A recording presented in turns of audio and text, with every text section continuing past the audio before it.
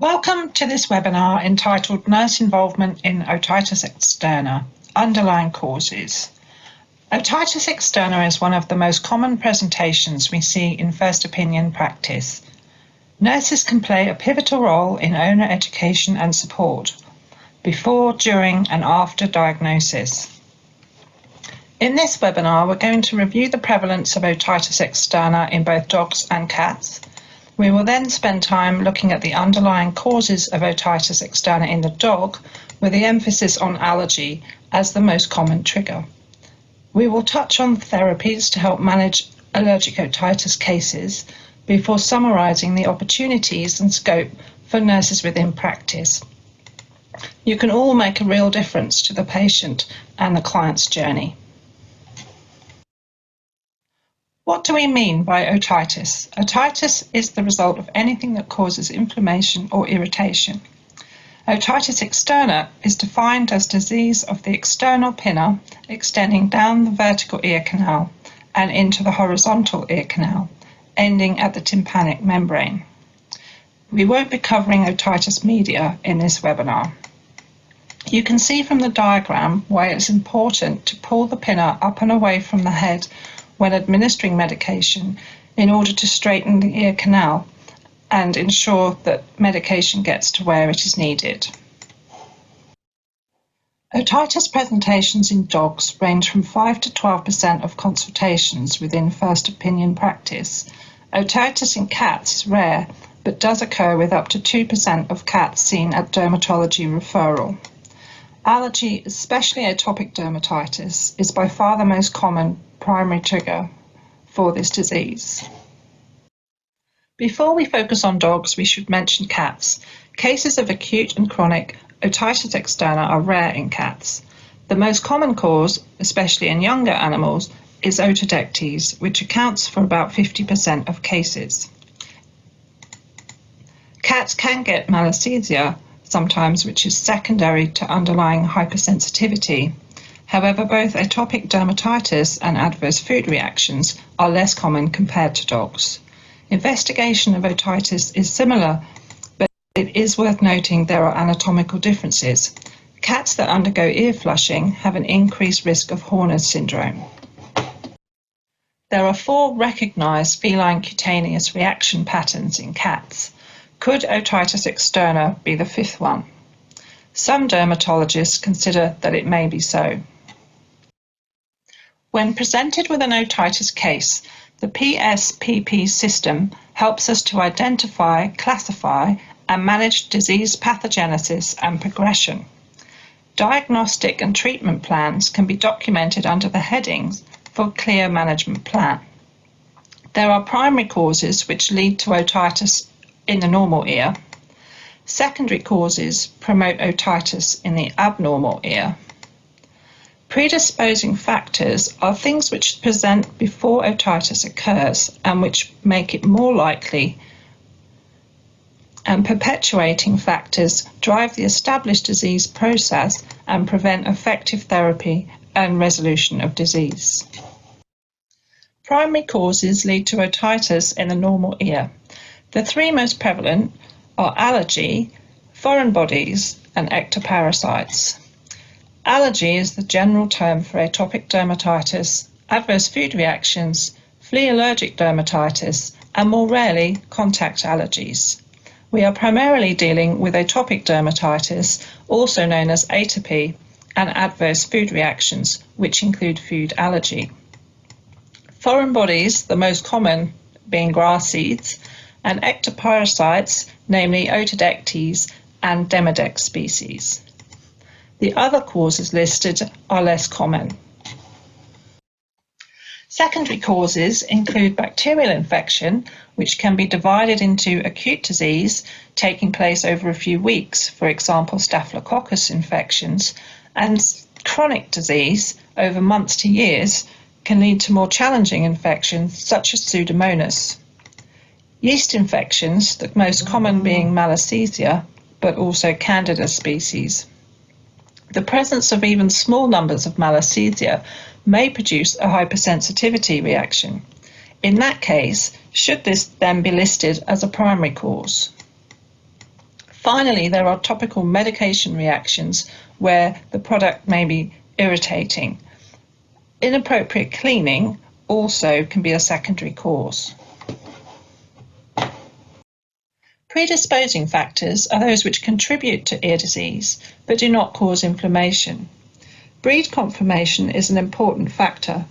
Some breeds, such as brachycephalic dogs, have narrow ear canals, and breeds including spaniels and hounds have floppy pendulous ears which affect normal function. Excessive hair growth in the oral canals is more commonly seen in poodles and other non-coat shedding breeds such as schnauzers. There are also environmental considerations, the most common cause of water in the ear being swimming, which aggravates the primary cause. Relatively high humidity and/or temperature can also play a part. Obstructive diseases include polyps, tumours and hyperplasia of the normal anatomy. Nurses are well placed to give preventative health advice on these issues. Perpetuating factors are those which drive the established disease process and in doing so prevent effective therapy and resolution. There are quite a few examples, and whilst many are related to the disease process, other factors, including the absence of treatment plans or lack of compliance, also contribute. It is also true to say there may be some overlap as to where some of these causes and factors may be placed in the PSPP system, which does help to categorise and aid long-term management. When we looked at primary causes, allergy was top of the list. Allergy, especially atopic dermatitis, is the most common primary trigger for otitis externa.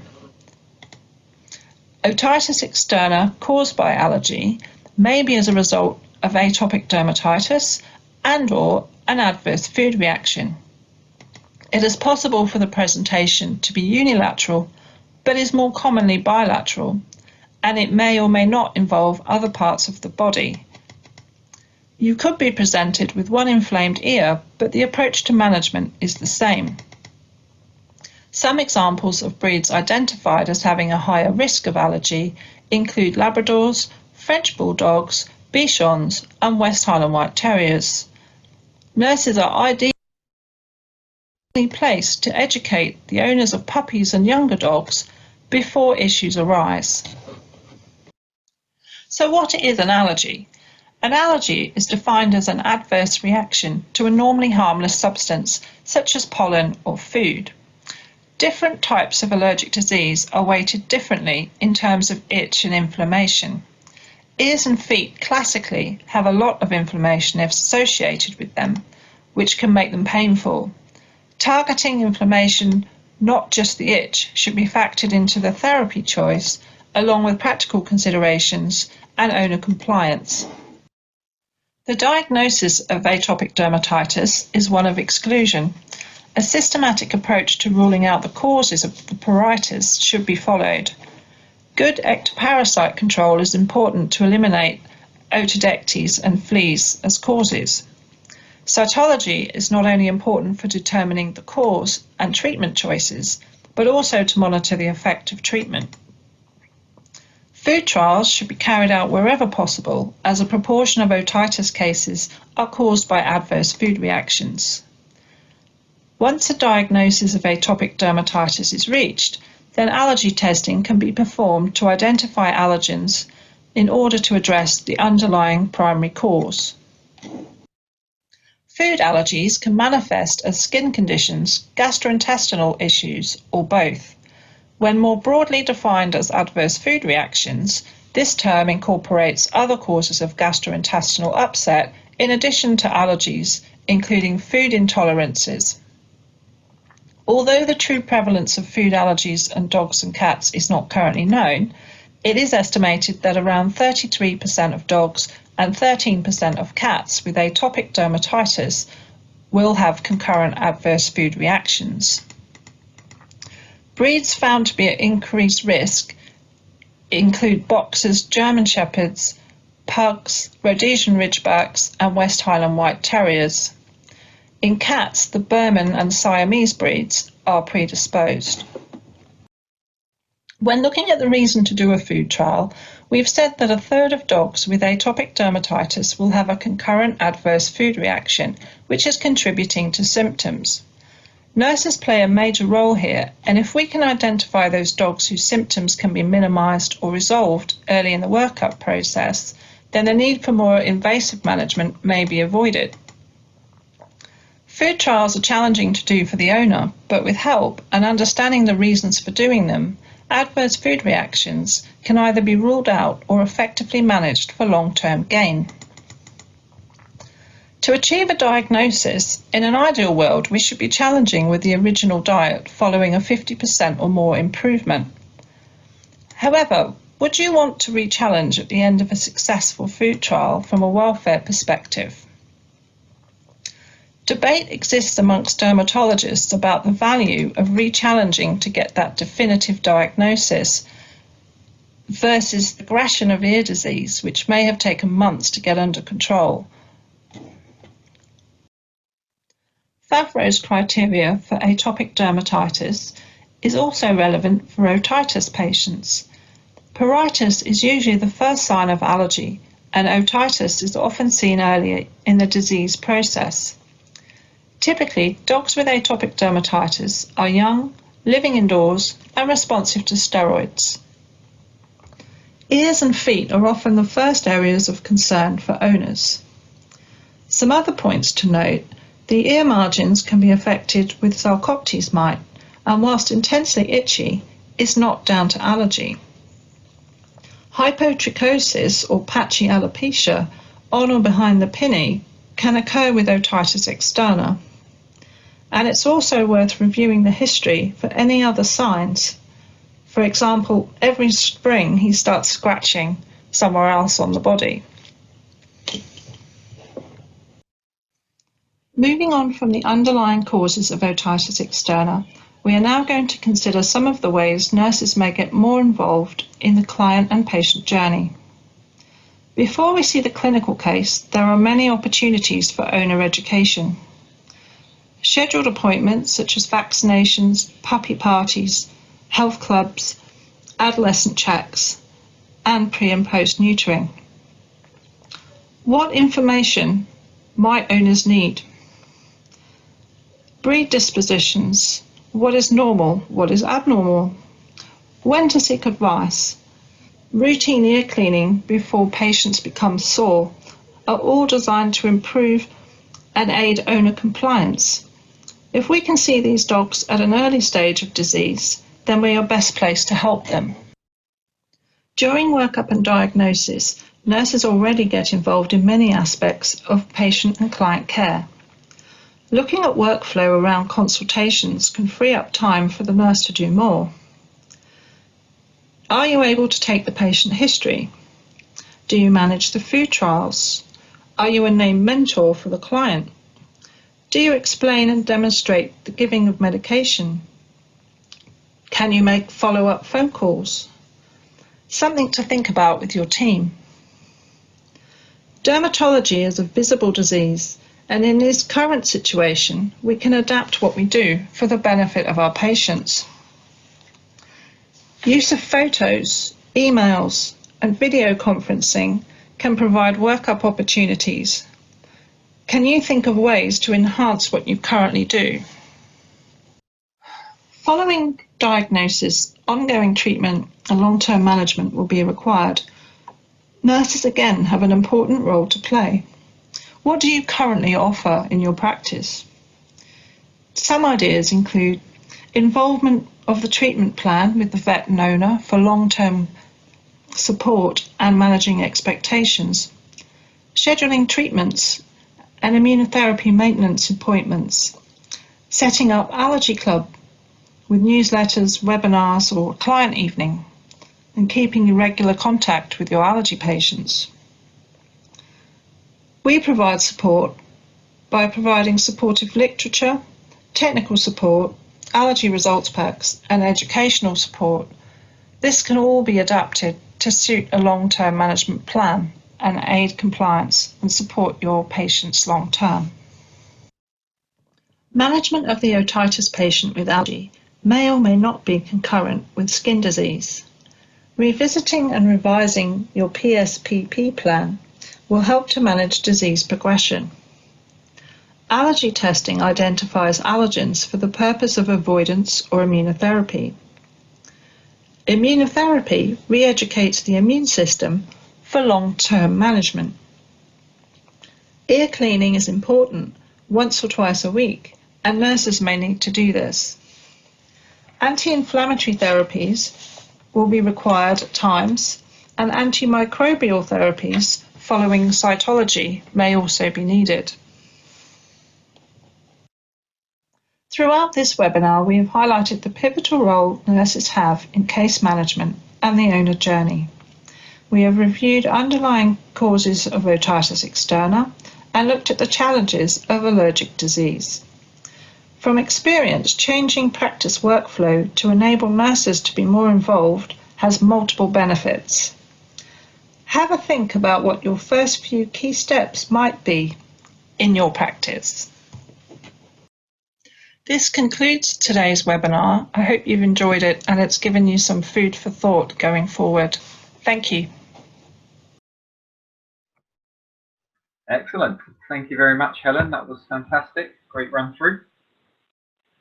You're very welcome. It was 30 minutes, so apologies for the rush, but it was quite a lot to cover, and we wanted to summarise the day a little bit as well. So I hope it was useful.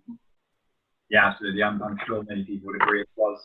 John, you with us? Yes. Yeah, hi there, Helen. Yeah. Thank you very much. No, hello, John. It was a lovely way to kind of round up the day and bring everything together. Like you say, kind of, it's a big subject. It's a big subject, but I think ultimately at the core of it, it's quite straightforward and simple, and something that we can really help with. And I think you highlighted that very well. So thank you. You're welcome. We've had a question come in from Rosie Dunhill. Is the prevalence of otitis in cats lower because it goes undetected, or is it less prevalent for clinical reasons? It is actually less prevalent in cats. We always say that cats are, not like dogs, and certainly in dermatology terms, they're not at all. They have different reaction patterns, and they don't present with atopic dermatitis as dogs do. And there's, still a lot to learn about cats, but it definitely is less prevalent. Sure. Yeah, I touched on that earlier on a little bit with Clara. And obviously this ties in with what you're talking about the predisposing, PSPP, working through things like that. And there is definitely something about the conformity of cat's ear that lets a lot more air get in there, isn't there? Yes, it's a shorter ear canal as well, so they have a different structure. They don't have conformational issues as certain breeds of dog do either. So generally speaking, everything the elevator works really well in cats and tends to get out. As Clara said earlier, one of the things we see is either otodectes or polyps. So that tends to be the most common two anyway. Sure, absolutely. Also, I'm really interested that you talked there about some of the things that and I think you gave some really good ideas there that the guys listening could potentially try to help with these. Just almost food for thought, really. But what I wanted to just pick out was the mentor for the client idea. And I know from chatting to you before, Helen, that you've got some really interesting ideas and experience of different things that have been tried in relation to nurses' clinics. Could you just speak about that one a little bit, the mentoring for a client? Yes, I think certainly in terms of client bonding to the practice, it's often the vet they go and see and the vet's name they remember. But when I was in practice, which is 10 years ago now, we were actually running the clinics, running all the consultations as nurses. So we would get them in, weigh them, condition score, flea check, take history. The vet would come in and do a head-to-toe clinical examination, and then we would write up the notes and prescribe and put out medication and go through everything with the owner. And that was the way we worked. We were a large 6-vet practice with 15 nurses, and we had dedicated consult nurses. And what that meant was that owners were able to bond with the whole process and spend a good half an hour with two professionals, rather than going to see somebody at another appointment. So it was a unique way of working, and it's very specific to practices. But nurses, just by being a focal point, as Nicola touched on, if you ring them up after a couple of days, see how they're getting on. If they've got your name from the consult period, then they can ring you up and ask you questions or check things, and that bond then follows on. But it doesn't mean that the nurse needs to have a good understanding of that case. But there's lots of ways that nurses can get involved, and I think one of the biggest things I hear all the time is lack of time and being pulled away from what they might be rotated to do to cover other things. And so really it needs a whole team approach to factor the time in. And again, following on from what Nicola said about costings and making that pay, it's doable, but it does need a complete mind shift from the practice to identify the areas where nurses can do more, but have it rotated. And I think that's the biggest challenge, really, is getting that rota sorted out. Yeah, absolutely. But it can be done. It can be done. It can. Well, and what you're talking about is a great example of that. When we discussed it before, it sounds like what was happening in your practice 10 years ago is in many ways was ahead of its time. Well, unfortunately, isn't necessarily still the case in practices now. So we're still working through that process, I guess. Yes, and I think that, as we are struggling with vets to get hold of vets and retain vets, and so there are opportunities to, have an extra nurse perhaps and shift the way we do things if that suits the practice. And again, as we said before, every practice is unique. Every vet has different views on things, but it's taking some ideas hopefully from today and tackling a couple of them and seeing where it gets you. And I think if everyone believes that can be done, then it's a good place to start. Definitely. When you're in your work with the vaxxer, Helen, when you're going into practices, is it often nurses that you find you're speaking to, about serology and the like, or is it mainly vets? It's mainly vets. We're always happy to talk to nurses as well. It tends to be practice owners when we're looking at balance sheets ultimately. But we do offer lunch and learns and training. We have loads of support materials. So we're very happy to talk to nurses. It's often the time word comes up again, but nurses have a lot to offer, and there's a lot that we can do training-wise to help nurses with allergy cases. But it's not just about allergy, is it? It's the whole dermatology case and approach to it, and all the ideas that we've had today are all valid and relevant. And if we can take some of those bits and help you make that happen in terms of nurse clinics and follow-ups and medication training, all those bits that we can help owners with, then we'll have achieved a greatness, I think. Yeah, absolutely. And ahead of my summary, to be honest, Helen, that's a brilliant summary. I don't know if I'm going to be able to do any better than that. Thank you so much. Thanks very much. You're very welcome. And thanks for your time. I appreciate, obviously, being on last. You're hanging on for a long time, but it's been great to have you with us today, and great to have you round up today's lectures. So again, from all of us at the VNDG, Helen, thank you very much. You're very welcome. Thank you. It's been a great day, actually. Oh, bless you. Thank you. And I do hope that everybody else listening has enjoyed the event as well. It's been great to have you all here. And as I say, it's difficult for me really to conclude any better than Helen did there. I mean, we've heard lots of different ideas through the course of these 4 presentations and different things, all from a nurse's perspective in relation to how we can help with these tricky ear cases. And hopefully the key take-home message is to know that actually as nurses we can do a lot. And it's great to see on the chat some of you talking about what you are doing in practice, and there's clearly already a lot of experience there. So you guys seem to really value having these kinds of presentations in order to be able to keep developing and keep progressing with your dermatology work.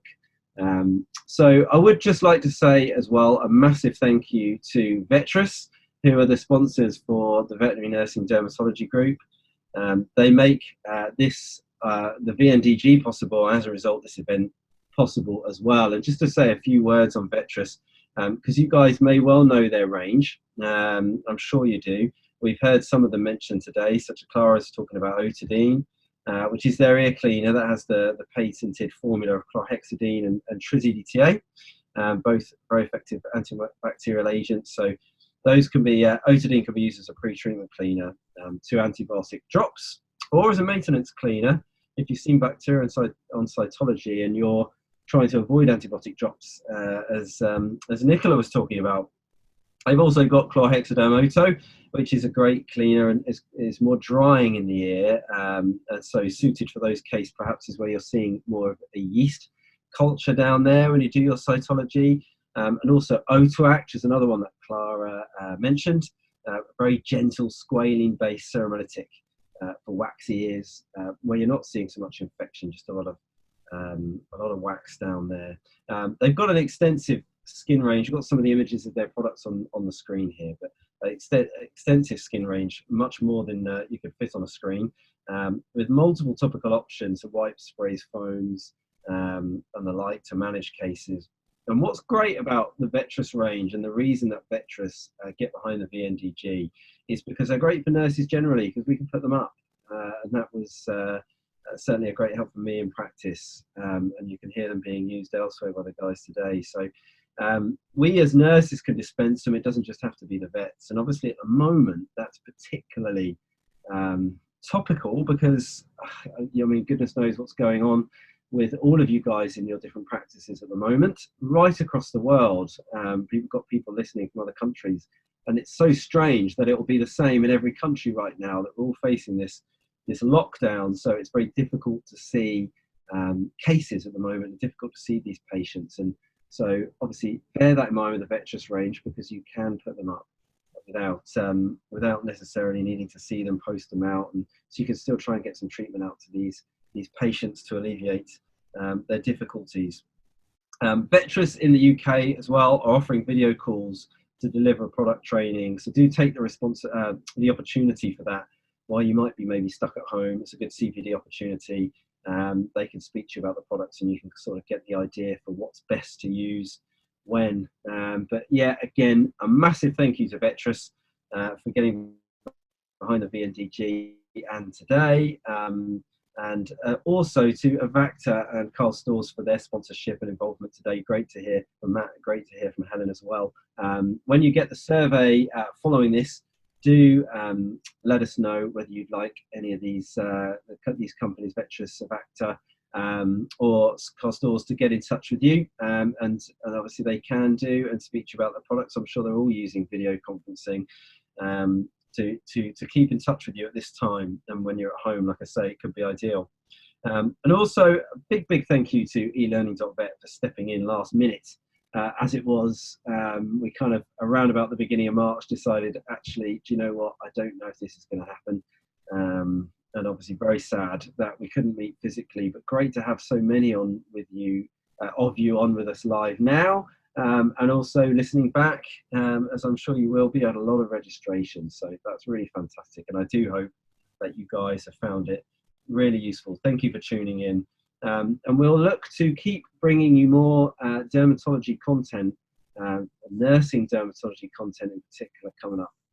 Like I say, keep an eye out. We've got some plans in the pipeline for maybe some of our cytology training, to bring that out to you as a kind of video webinar during April. That's our plan, and it's a plan in action. So keep an eye out on all of our platforms for more information on that. But yeah, so that concludes it from me.